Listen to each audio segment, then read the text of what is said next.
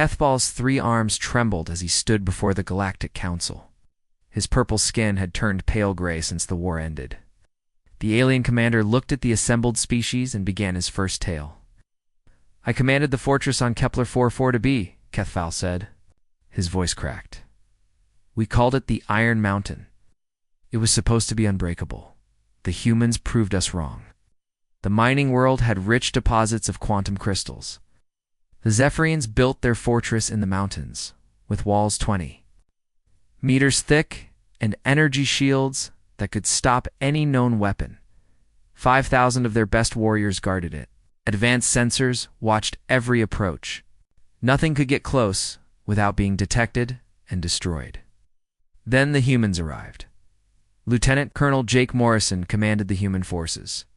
He had only 800 soldiers. The Zephyrians laughed when they saw how few humans there were.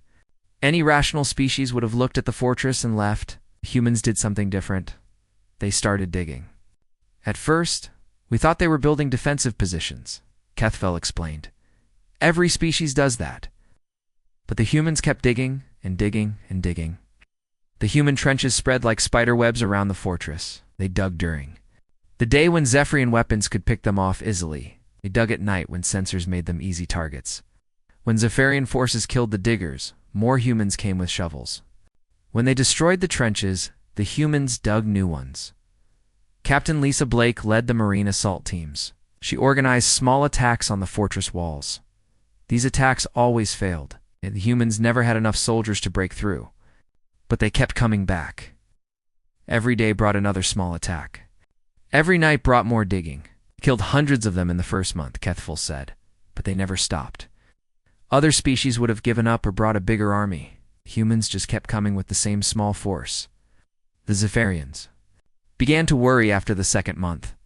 Their ammunition supplies ran low from fighting constant small battles. Humans never attacked the same spot twice. They would hit the north wall one day, the south gate the next, then the eastern tower. Each attack was small and failed quickly. But the defenders had to respond to every one.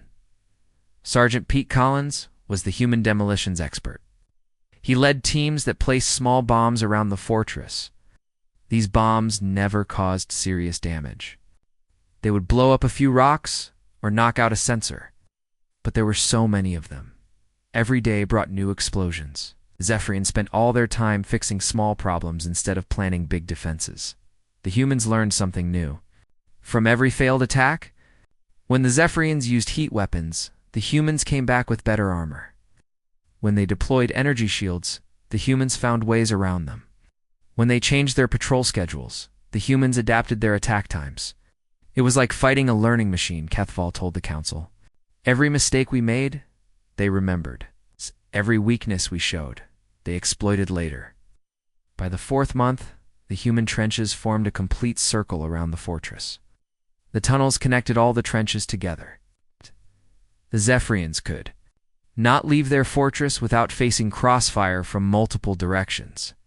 Supply ships could not land safely. The humans had not captured the fortress, but they had trapped everyone inside it. The psychological pressure was worse than the military pressure. Zephyrian soldiers began having nightmares about endless digging sounds. They heard shovels scraping rock even when no humans were there. The constant small attacks meant no one could sleep peacefully. Guards became nervous and tired. Colonel Morrison never gave big speeches or made grand threats. He simply continued the same routine every day. Dig more trenches.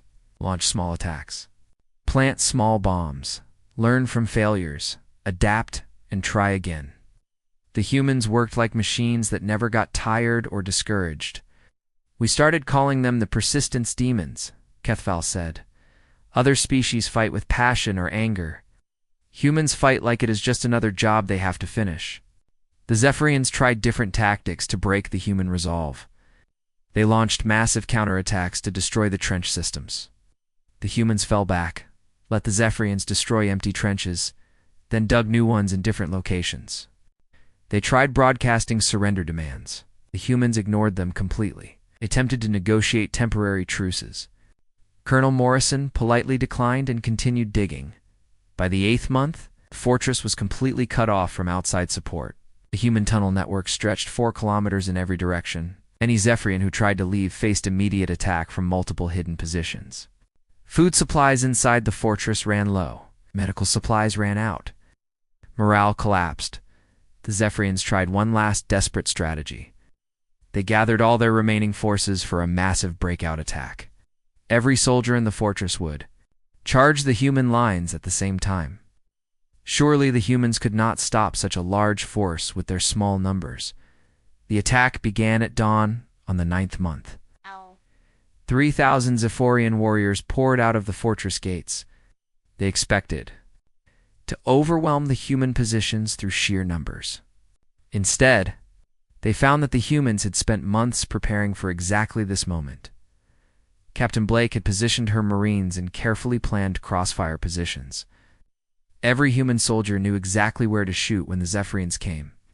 The tunnel system allowed humans to move quickly between positions, while the Zephyrians had to cross open ground. Sergeant Collins had placed demolition charges along every possible escape route. The breakout failed completely. Half the Zephyrian force was killed or wounded. The survivors retreated back to the fortress, now with even fewer defenders and lower morale than before. That was when I realized the truth, Kethful said to the council. This was never about capturing our fortress quickly. The humans were willing to spend however long it took. They had planned for a siege that could last years if necessary. The final assault came in the 14th month. But it was not the massive attack the Zephyrians expected. Instead, the humans launched 17 simultaneous strikes at different weak points they had identified during months of careful observation. Each strike was small and precise. Each one exploited a specific vulnerability that the defenders had revealed through their reactions to previous attacks. The humans entered the fortress through a water intake pipe that Sergeant Collins had secretly widened during months of small bombing attacks. They disabled the main power generator using information they had learned from watching Zephyrian repair work. They confused the defenders by attacking from directions that should have been impossible. Using tunnels that no one knew existed, the fortress fell in 6 hours. Not because the humans were stronger, but because they had been more patient, more persistent, and more willing to learn from their mistakes. We surrendered to Lieutenant Colonel Morrison in the command center, Kethfell said. I expected him to be proud or angry or excited about his victory. Dead, he was calm and professional. He asked about our wounded soldiers and offered medical help. It was like finishing a difficult construction project, not winning a war. The Zephyrian commander's voice dropped to a whisper. That was the most terrifying part. For us, war is about passion and glory, improving our strength. For humans, war is just problem solving. They approach killing enemies the same way they would approach fixing a broken machine. With patience, persistence, and systematic thinking. Kethfall looked directly at the human ambassador in the council chambers. We thought we were fighting warriors. We were actually fighting engineers who had decided that our fortress was a problem that needed to be solved. And humans always solve their problems, no matter how long it takes. The alien commander sat down heavily. His first tale was finished, but for more waited to be told. Each one would reveal another terrifying aspect of human warfare that the galaxy needed to understand. Kethbell's eyes darkened as he prepared to tell his second tale. The Galactic Council members leaned forward, still disturbed by his first story. The alien commander's voice became quieter, more fearful. The second tale comes from Subcommander Zeltha Kethel said. She commanded the defense of Omega-7 space station. What she witnessed there broke her mind. She spent 3 years in medical treatment after the battle. Even now, she wakes up screaming about the human boarding parties. Omega-7 was a massive supply station in the Andromeda sector. It provided fuel, weapons, and food for the entire Zephyrian fleet in that region. The station had thick armor plating and powerful defensive weapons. 2,000 soldiers guarded. It was supposed to be impossible to capture by boarding action. The human ship used Valkyrie approached the station alone. It was a medium-sized cruiser with only 300 crew members. The Zephyrians were confused why one small human ship would attack such a heavily defended station. They expected the humans to retreat when they saw how outgunned they were. Instead, the Valkyrie opened fire immediately, The human ship was damaged before the battle even started, Kethval explained. Sub-Commander Zeltha could see plasma leaking from their hull. Their life support systems were failing. Any rational crew would have turned around and fled too. Save their lives. Commander Alex Stone led the human forces aboard the Valkyrie, was already wounded from a previous battle. Medical reports later showed he had internal bleeding and 2 broken ribs. His left arm was in a metal brace. But he still insisted on leading the boarding assault personally. The space battle lasted only 20 minutes. The Zephyrian station had much stronger weapons than the human ship. They tore huge holes in the Valkyrie's hull. The human engines were destroyed. Their weapon systems were offline. Life support was failing throughout the ship. This should have ended the fight. The humans were clearly defeated. Their ship was dying around them. The logical thing to do was surrender and ask for medical help. The humans did the opposite. Commander Stone ordered the boarding assault to begin immediately, Kethval said. Even though his ship was falling apart, even though half his crew was wounded, even though they had no chance of success. The humans launched their attack pods toward our station. Corporal Maria Santos was the human combat medic. She was supposed to stay behind and treat the wounded on the Valkyrie. Instead, she grabbed a rifle and joined the boarding party. She told Commander Stone that there would be more wounded to treat on the station after they captured it. The human boarding pods crashed into Omega-7's docking bays. Most of the pods were damaged during the approach. Several humans were killed before they even reached the station. The survivors crawled out of broken pods, bleeding and injured, and immediately began attacking the Zephyrian defenders. Is where Sub-Commander Zeltha first noticed something was wrong with the humans. Kethval told the council. Wounded Zephyrians become weaker and slower. Wounded humans seemed to become more dangerous. Private Danny Wright was hit by plasma fire in the first minute of fighting. The blast burned through his armor and scorched his chest. He should have fallen down and stopped fighting. Instead, he picked up a heavy weapon from a dead Zephyrian and began firing it with both hands. Even though the weapon was designed for much larger aliens, the humans fought differently than any species Zeltha had ever seen. When they were injured, they became more aggressive instead of more cautious. When they were outnumbered, they attacked instead of retreating. When their equipment was destroyed, picked up enemy weapons and kept fighting. Commander Stone's injuries got worse during the battle. He was shot twice more while leading his troops through the station corridors. By the 3rd hour of fighting, he was bleeding from multiple wounds and could barely walk. The Zephyrians expected him to surrender, or at least pull back to receive medical treatment. Instead, he kept pushing forward. The human commander was dying, Kethval said. Everyone could see it. But he continued giving orders and leading attacks for 6 more hours. 6 hours of fighting while his life leaked out of him.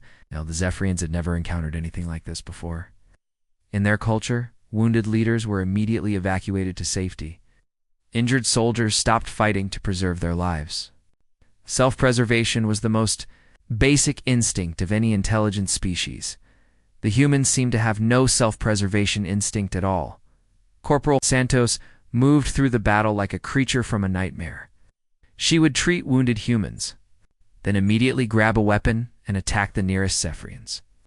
When she ran out of medical supplies, she started using captured Zephyrian medical equipment. When that ran out, she tore strips from her own uniform to bandage wounds. The human boarding party was supposed to be eliminated within the first hour.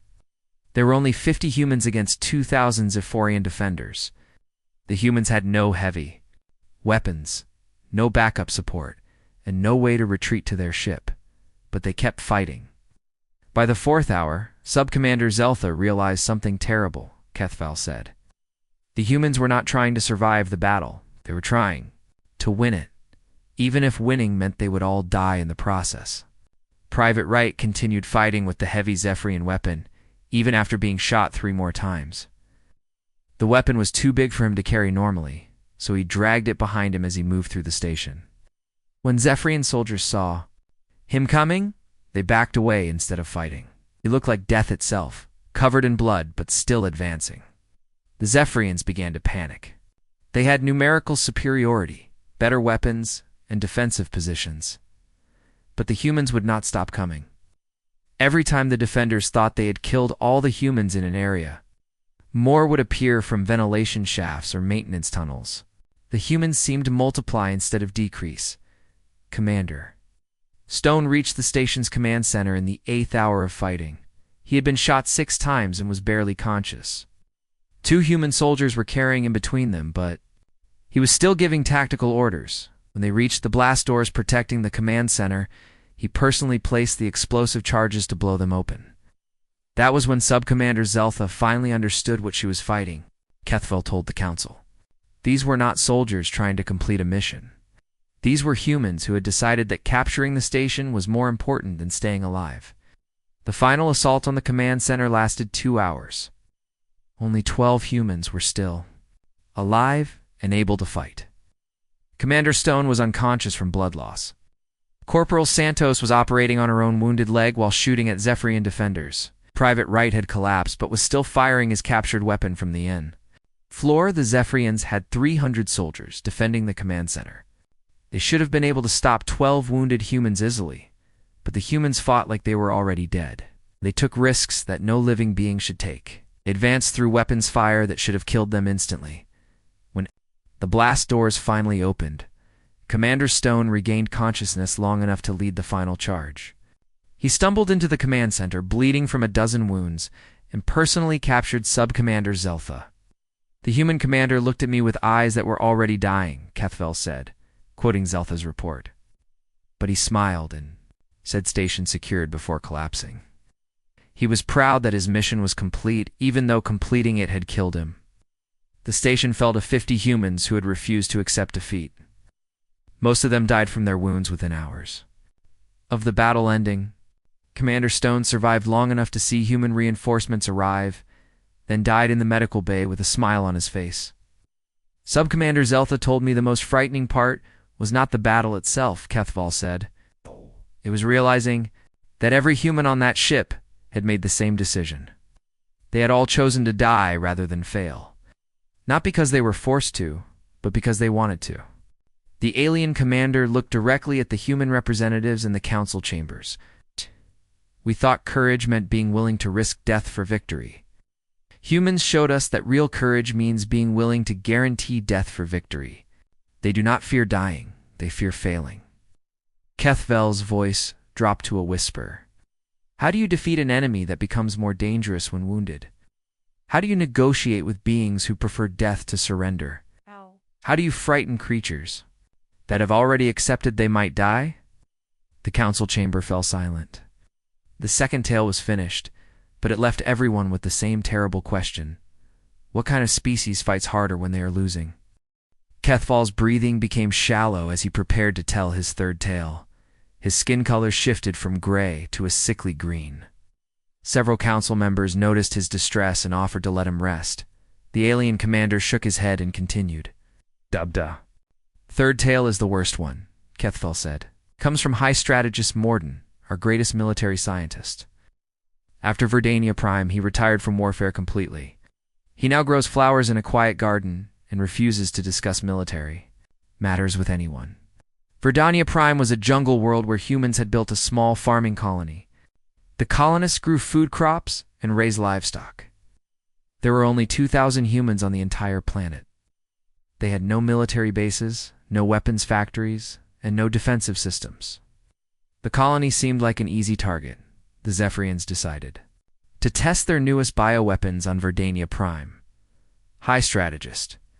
Morden had spent years developing these biological agents.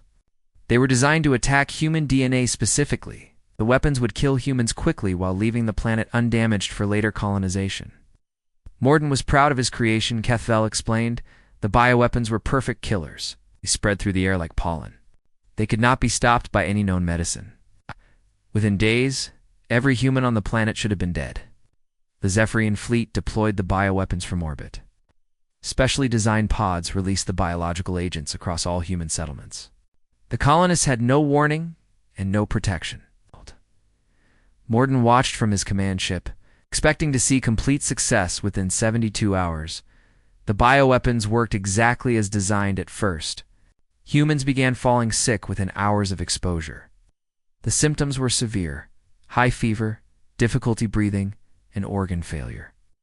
Medical reports from the colony showed that people were dying faster than the human doctors could treat them. Major Sam Parker commanded the small Colonial Defense Force. He had only 50 soldiers and limited medical supplies. When the bioweapons struck, he immediately declared a planetary emergency and began organizing the colonists for survival. Dr. Emma A. Foster was the colony's chief medical officer. She had trained as both a doctor and a biochemist on Earth. When she saw the first victims of the bioweapons, she knew this was not a natural disease. Someone had designed it specifically to kill humans. This is where the story becomes truly terrifying, Kethfell told the council. Any other species would have panicked or despaired when faced with an unknown bioweapon. The humans did something different. They began studying it. Dr. Foster set up a field laboratory in the colony's main medical center. While people were dying around her, she collected samples of the bioweapon and began analyzing its structure. She worked for 18 hours straight, taking breaks only to treat the most critical patients. Sergeant Roy Jenkins was one of the first soldiers to get sick from the bioweapons. The disease should have killed him within 2 days. Instead, he volunteered to be Dr. Foster's test subject. He let her take blood samples every few hours to track how the bioweapon affected his body. Sergeant Jenkins was dying, Kethfell said, but he spent his remaining time helping the doctor understand what was killing him. He wanted his death to provide information that might save others. Dr. Foster made her first breakthrough on the 3rd day. She discovered that the bioweapon attacked human DNA by targeting specific genetic sequences. But not all humans had exactly the same DNA. Some colonists were getting sick more slowly than others. It's because of small genetic differences. She immediately began testing all the colonists to identify who had natural resistance to the bioweapon. Then she did something that Morden found impossible to believe. She began trying to reproduce the resistant genetic traits in other humans.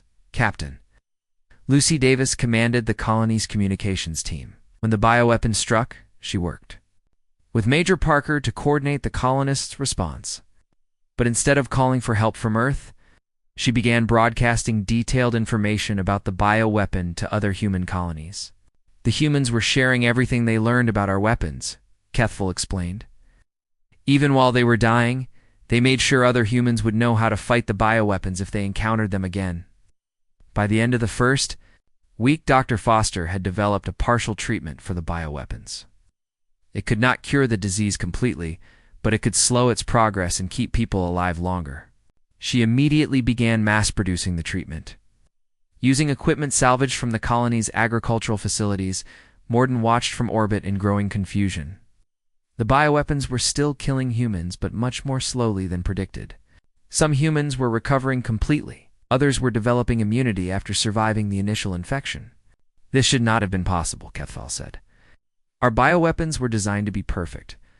There should have been no cure, no treatment, and no immunity. But the humans were adapting to them in real time. Major Parker organized the healthy colonists into research teams.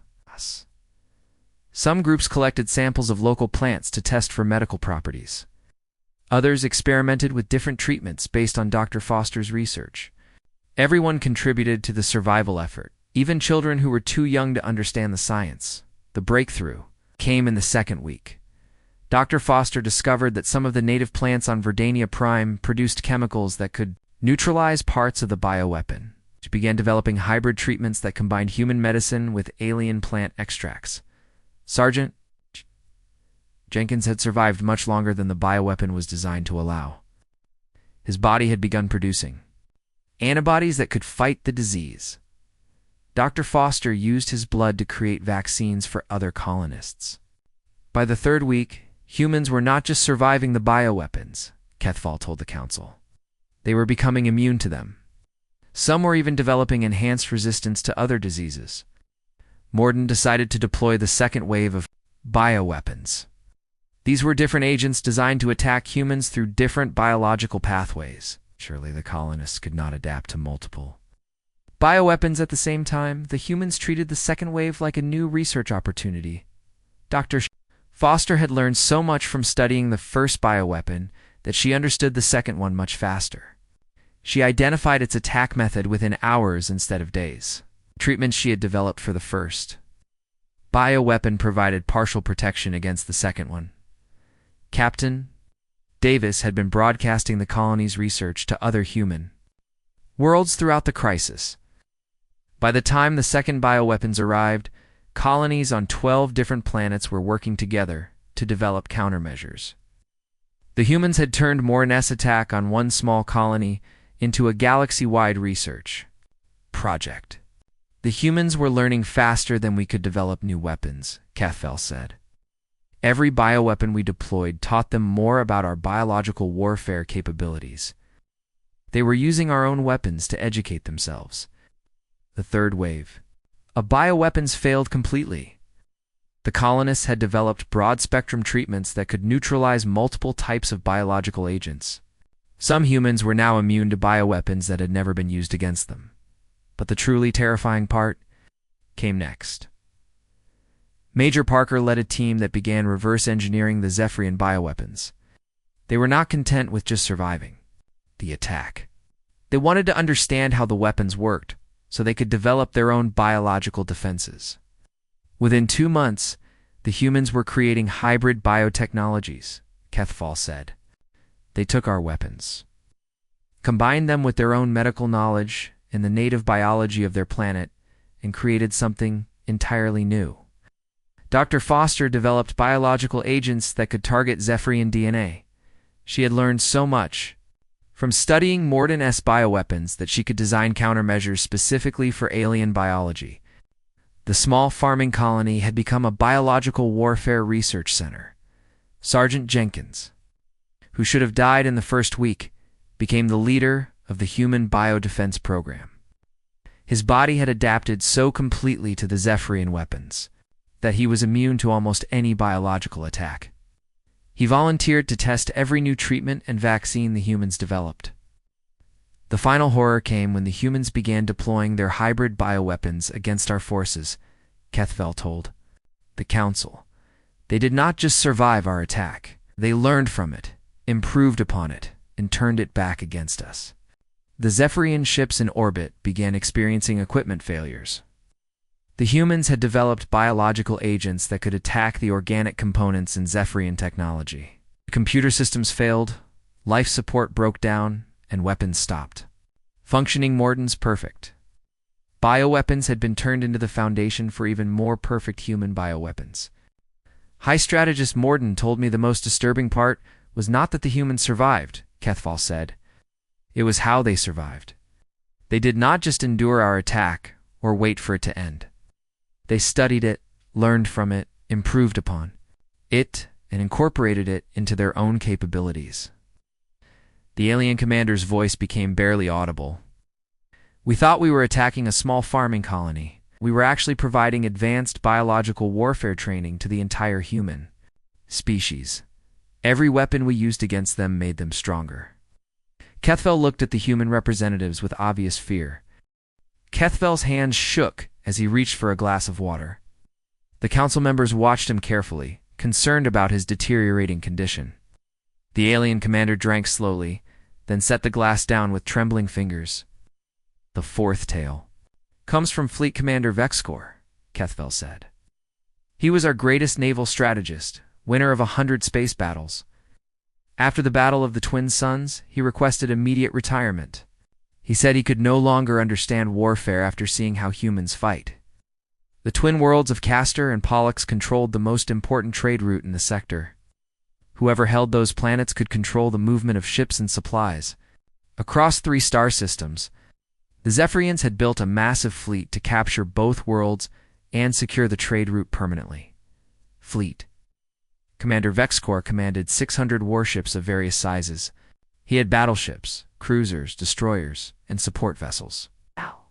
The fleet carried enough firepower to destroy entire planets. Vexcor was confident that no force in the galaxy could challenge such a massive armada. The humans sent Admiral Kate Richardson with only 200 ships to defend the twin worlds. Her fleet was smaller, older, and had fewer heavy weapons than the Zephyrian force. Military analysts from neutral species predicted that the human fleet would be destroyed within hours of engaging the Zephyrians. Vexcor expected the humans to retreat when they saw the size of our fleet, Kethval explained, or perhaps they would try some desperate surprise attack. He never imagined they would accept a direct battle while being outnumbered 3-1. But Admiral Richardson did exactly that. She positioned her fleet between the Zephyrian Armada and the Twin Worlds, accepting a fight that seemed impossible to win. Her ships spread out in a defensive formation that military experts said was completely wrong for the situation. The battle began when Vexcor's fleet entered weapons range. Zephyrians concentrated their fire on the largest human ships, expecting to destroy the human command structure quickly. This was standard military doctrine followed by every species in the galaxy. The humans responded in a way that Vexcor found incomprehensible. Captain Nick Turner commanded the destroyer used Defiant, one of the smallest ships in the human fleet. When the Zephyrians began their attack, he immediately moved his ship toward the largest enemy battleship. A destroyer attacking a battleship was military suicide. The battleship could destroy 10 destroyers without taking significant damage. But Captain Turner was not trying to destroy the battleship. He was trying to disable its shields. This is where Vexcor first realized that humans calculate warfare differently than any other species, Kethval told the Council. Captain Turner knew his ship would be destroyed. He planned for it, wanted it to happen in a specific way that would benefit the rest of the human fleet. The UES Defiant accelerated directly toward the Zephyrian battleship, firing all weapons. The battleship returned fire, tearing huge holes in the destroyer's hull. Any rational captain would have retreated when his ship started taking critical damage. Captain Turner ordered his crew to abandon ship and continued the attack run with only a skeleton crew. He aimed his burning destroyer directly at the battleship's shield generators. Lieutenant Commander Ben Harris was the tactical officer aboard Admiral Richardson's flagship. Watching Captain Turner's suicide run, he was calculating exactly when the battleship's shields would fail. The moment the UES Defiant crashed into the enemy ship, Harris directed the fire of 12 human cruisers at the now unprotected battleship. The battleship was destroyed instantly. That's core. Could not understand what he had witnessed, Kethval said the humans had sacrificed an entire ship and its crew to destroy one enemy vessel. Mathematically, this was a terrible trade. One destroyer was not worth one battleship. But Admiral Richardson was not thinking about individual ship values. She was thinking about the strategic impact of the trade. The destroyed battleship had been the command ship for an entire Zephyrian squadron. Its loss caused confusion and communication problems throughout that part of the enemy fleet. Chief Petty Officer Amy Clark was the chief engineer on the human cruiser U.S. Liberty. When Zephyrian fire damaged her ship's engines, she had two choices. She could shut down the engines to prevent an explosion, or she could overload them to get more power for weapons. She chose to overload the engines, knowing it would eventually destroy her ship. Chief Clark calculated that her ship could survive for exactly 47 minutes with overloaded engines, Kethval explained. She used those 47 minutes to inflict maximum damage on the enemy fleet, then evacuated her crew before the ship exploded. Human cruisers sacrificed crippled to Zephyrian destroyers and severely damaged a heavy cruiser. Once again, the humans had traded one of their ships for multiple enemy vessels. But more importantly, they had disrupted the Zephyrian battle formation at a critical moment. Vexcor began to realize that every human ship captain was making similar calculations. They were not trying to save their own ships. They were trying to determine how much damage they could inflict before their ships were destroyed. This was not courage or desperation, Kethval told the Council. This was mathematics. The humans had calculated acceptable loss ratios and were implementing them systematically across their entire fleet. Admiral Richardson's battle plan became clear as the fight continued. She was not trying to save all her ships. She was trying to ensure that every ship she lost would cause disproportionate damage to the Zephyrian fleet. If she could maintain a favorable loss ratio, she could win despite being outnumbered. The human fleet began using tactics that Vexcor had never seen before. Ships would deliberately position themselves to be destroyed by enemy fire, but only after setting up crossfire opportunities for other human vessels. Damaged ships would ram enemy vessels instead of retreating for repairs. Captain Turner's destroyer was just the beginning. Throughout the battle, human ships made calculated sacrifices to achieve tactical advantages. A damaged cruiser would deliberately explode near enemy formations. A crippled destroyer would use its last functional systems to jam enemy communications.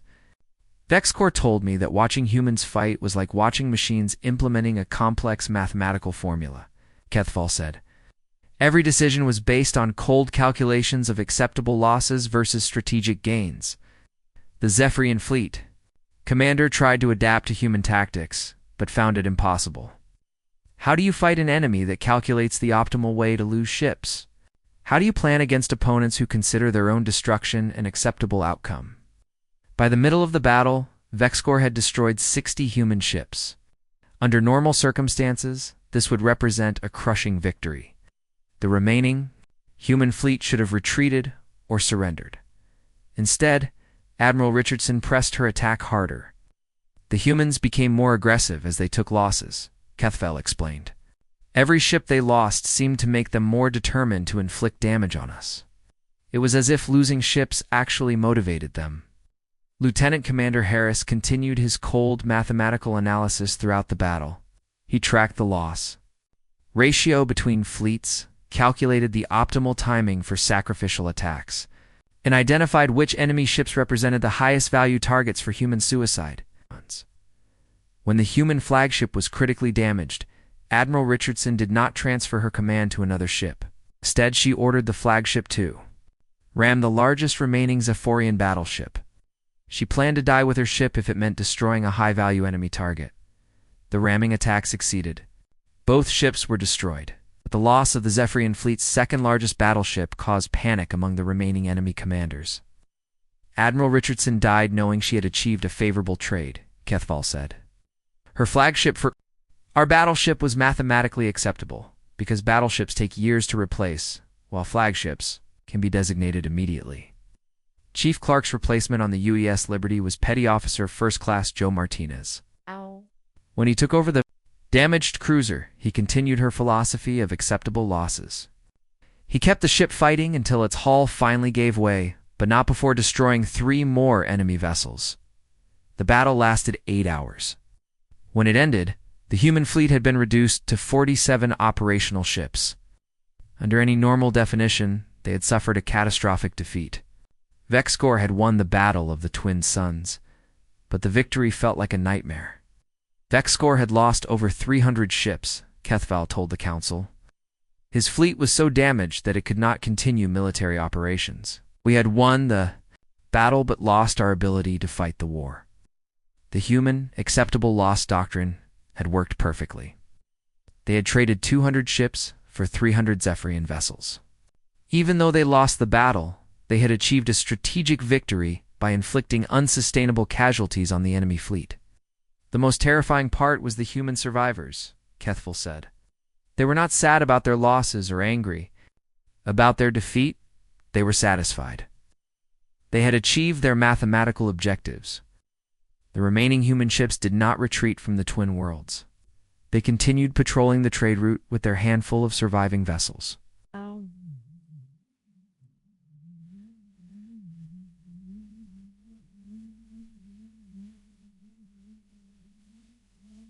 The Zephyrian fleet was too damaged to challenge them.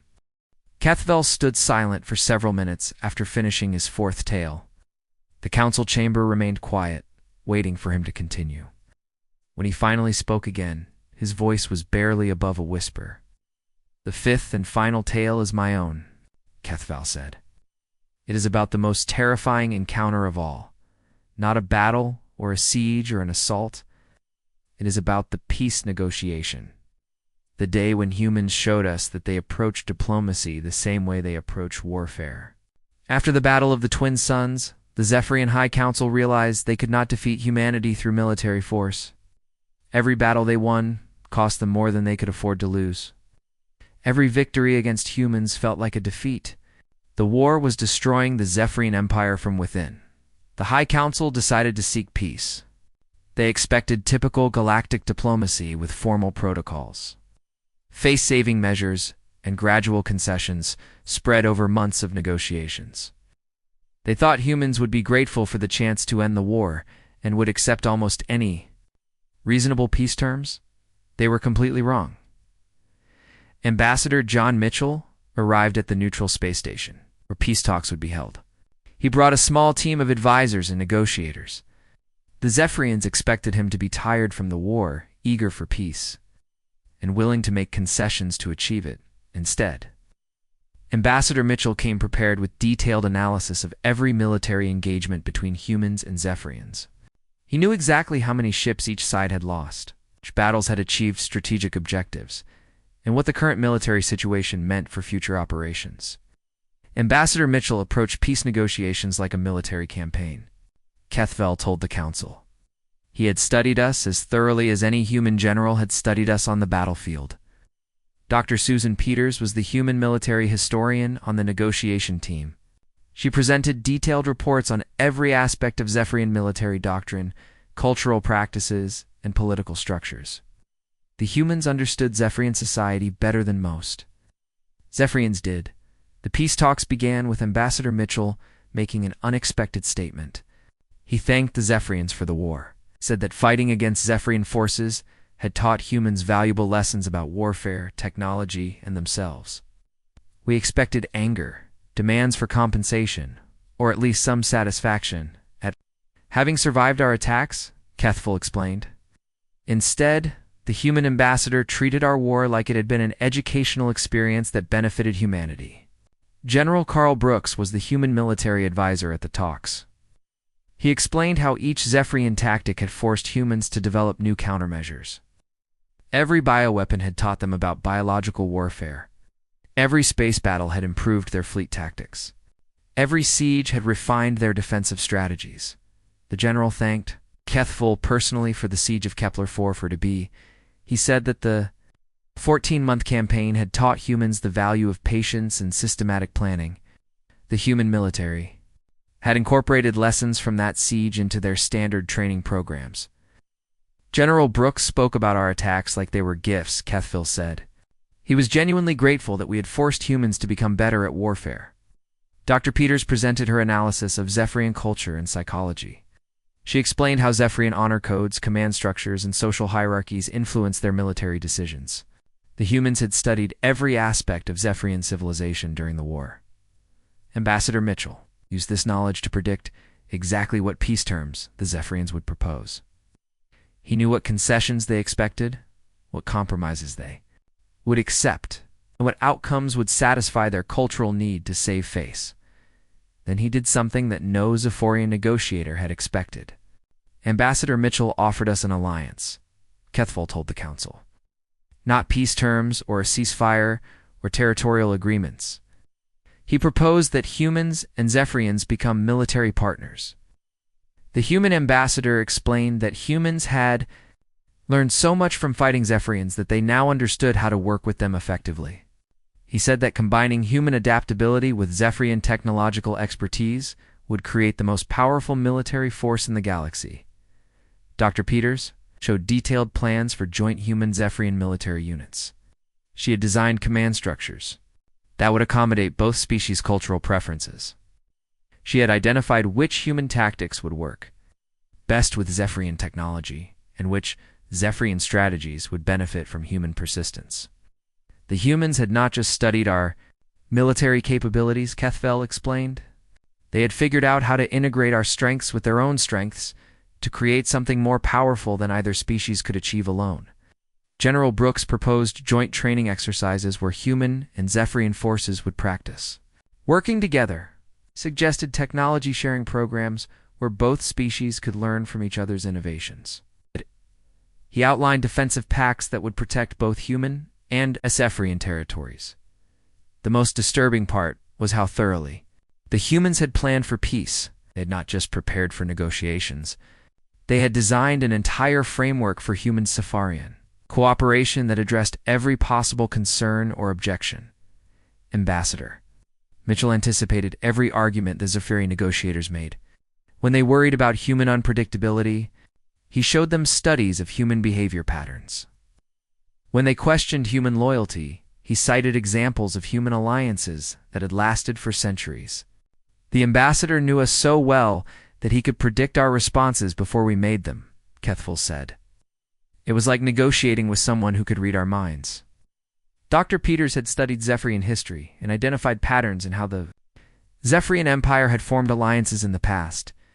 She used this knowledge to design alliance terms that felt familiar and comfortable to Zephyrian negotiators. The humans offered to share technologies that would help Zephyrians defend against the same bioweapons they had used against human colonies. They proposed joint research projects that would benefit both species. They suggested cultural exchange programs that would help each species understand the other better. Every human proposal was designed to address specific Zephyrian concerns that we had not even voiced yet, Kethful explained. They understood our needs better than we understood them ourselves. General Brooks showed how human-Zephyrian military cooperation could defend against other galactic threats. He had identified several hostile species that posed dangers to both humans and Zephyrians. Working together, the two species could protect their territories more effectively than either could alone. The alliance proposal was so well designed and thoroughly researched that the Zephyrian negotiators found it impossible to refuse. Every concern they raised had already been addressed. Every objection they made had already been anticipated and solved. Ambassador Mitchell made it clear that humans were not desperate for peace. They were prepared to continue the war, if necessary. But they preferred cooperation to conflict because cooperation would benefit both species more than continued warfare. The ambassador was offering us a choice, Kethfel told the council. We could continue fighting humans who would keep learning from our attacks and becoming stronger, or we could work with humans who would help us become stronger too. Dr. Peters explained that humans had always preferred learning from other species rather than destroying them.